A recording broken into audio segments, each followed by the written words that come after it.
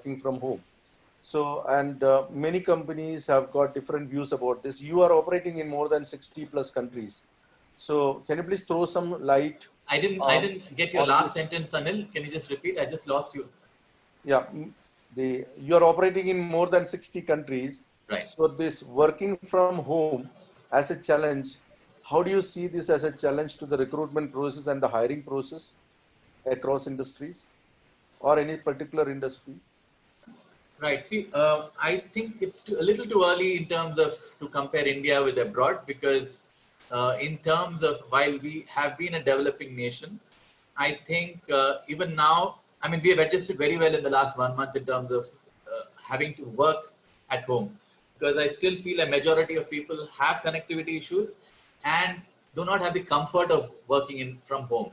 Okay, because I mean, we are all thrown into a very unprecedented this thing where all the entire family is at home, and so the wife, the children, and most of us do not have the luxury of having an independent work office, home office as yet in India because of our demographic kind of thing. But if I were to compare the same thing with the Western world, things are a lot more organized there, and I feel there's been a discipline over years, which has probably given them the ability to be self-motivated and get to work. We in India still have issues. I have a few friends on this call who are um, SMEs and running small businesses, and their issue has been to get measure work, which is happening right now, and productivity issues. And I also have talked to the head of operations of a IT company. They said they have spent a lot of time enabling people in soft skills. Okay, how to because earlier people just needed to, you just went across the desk and could influence a person. Now all the influencing will have to happen on the phone or a video call, and there's a big issue about how do you oversee some person who is out of your sight. There are lots of HR companies which are doing some gaming issues. They're having virtual coffee sessions. They probably have virtual exercises also. Even our NIPM, the first day of the seminar, we had a yoga expert coming and telling us how to do yoga while sitting in the chair. So I guess the adoption of HR technology has been good, but in terms of attitude, in terms of behavioral issues, we probably are still waiting for this temporary phase to go through. Okay, so I wouldn't be able to give you a very concrete example of. That's okay because Okay, sir. see, the Okay. thing is that none of us are competent enough to give any concrete solution for the current crisis until it is settled. Yeah, I have a question Let- here. I have a question here. yeah. So now, how to drive the talent sourcing of this environment of rapid technological changes, especially in the sourcing? Yeah, so I think one, I mean, I've been working from home for last 7, 8 years, and I used to have an organization which I had employed 18 people, and like I said earlier, the work has been changing, and the workplace worker has been changing, and I've personally found that a lot more dependent on networking with other professionals and collaborating with a lot more people. And the organization that I'm part of with Anil here and Suman and Pradeep and other people is, Vishwanath also is there. Okay, BNI has been a network, worldwide global organization, and they have actually drilled home the point for networking, working together in teams, and depending on complementary skills. So I've only extended that into my work because as a part of our international recruiting network, I've been fortunate to be connected to over 500 partners across 60 countries. Even the team which is here from Turkey, a couple of them are there. Not only are they recruiters, but we also we complement them in terms of other HR professionals. We have a trainer there in between. There's an assessment person. There's a coach. Okay. There's an outplacement person. And Okay. even in headhunting, we have specialists who handle executive search, middle management, and contingent search. So Okay. more than ever, it's not what we individually do, but how we can come together and collaborate to create a bigger impact. Technology is there. Technology has always been there, but I think it's more a mindset change. And so there are enough examples to showcase. I'll probably come to you as we come to towards the end of the success stories. Yeah.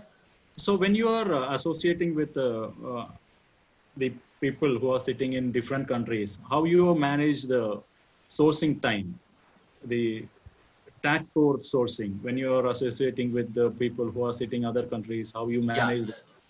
Right. So we have collaborated, like I told you, but you'll be surprised that we now have multiple time zones, and these time zones have been to our advantage. For instance, one of our partners in US would have picked up the order in the morning and would have decided to do a sourcing plan, and he has a remote sourcing team sitting off in Manila and in India. And when the American goes back home, India and Manila have started working, and by the time the American is back at office, we've taken advantage of the turnaround time is actually, if I were to say 100% or whatever, I don't know how to put it in terms of the thing, because there is no lag at all. Because and you'll be surprised with the kind of skill sets, distributed teams we've got. When Australia is waking up, when America is sleeping, Australia is waking up. So there are seamless opportunities to integrate the supply chain, so to say, if we talk about sourcing. Okay, I think this answered the Mandeep Sibia's question. Mandeep was asking about this particular time management of sourcing when you are associating with the other country associates. Yeah, I think we as a team, we are much more productive than perhaps if I had a team in Hyderabad, because by the time we go and sleep and come back, the work is done right now. Yeah. In terms of passive job seekers, how you manage the database? How are you expanding the database of passive job seekers? Okay, let me kind of tell you, the concept of database is a little outdated.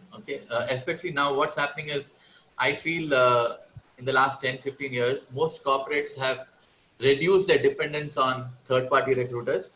Most of them, I mean, it's a cost issue, because even as I was talking to a manufacturing company this morning, 70% of their hires is probably done by the internal recruitment team.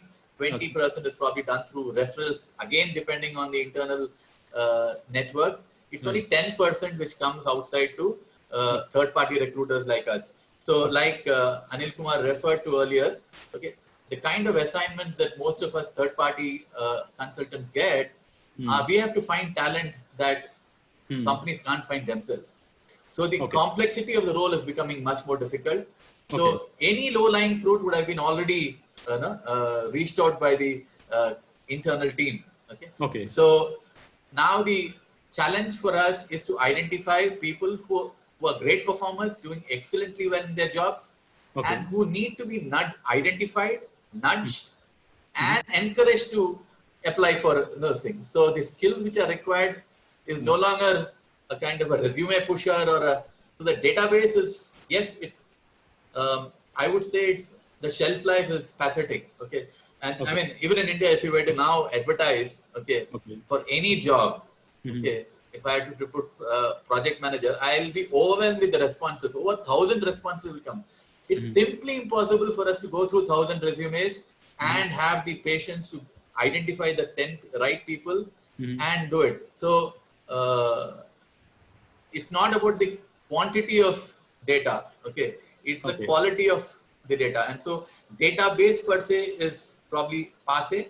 I would feel that our job as recruiters is to identify people who are not looking for job, give them a compelling story to look at the opportunity we are doing. So I'm sure there are other recruiters here. We have equipped ourselves, thanks to HR tools. There are quite a lot of free HR tools and paid ones, which will help us identify people from LinkedIn or if it's IT in terms of GitHub and Stack Overflow. These are people who are extremely good in software, who are who is trying to do, who are nerds, who want to be associated with the kind of work they do.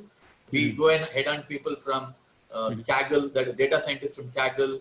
If it's designer, we go to a specific thing called Behance. So there are various social media sites, and we try and unearth them through a lot of what do you call the talent. Scraping the net. Yeah. Yeah.